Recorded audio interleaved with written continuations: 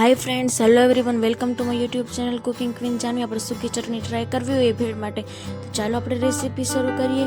સૌથી પહેલાં તો એક વાટકીમાં આપણે કોથમીર લઈ લઈશું, ત્યારબાદ મરચાં લઈ લઈશું, ત્યારબાદ આપણે આદુના ટુકડા લઈ લઈશું, ત્યારબાદ દાળિયાની દાળ જે તૈયાર આવે છે તે હવે આપણે મિક્સર જારમાં મરચું એડ કરશું,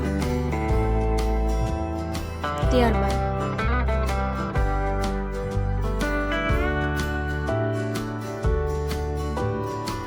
દાળિયાની દાળ એડ કરશું,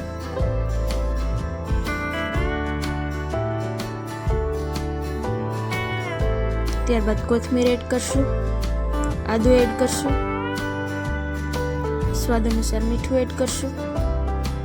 હવે બધું મિક્સ કરીને એકદમ ફેરવી નાખશું. જો વિડીયો ગમે તો લાઈક, કમેન્ટ, શેર અને અમારી ચેનલને સબસ્ક્રાઈબ કરી નાખજો. ફ્રેન્ડ સાથે શેર કરજો, નવી નવી રેસીપી ફ્રેન્ડ્સને જાણવા મળે. એકદમ ચટણી તૈયાર સર્વ કરવા માટે, તો એક વખત ઘરે જરૂર ટ્રાય કરજો. Thank you.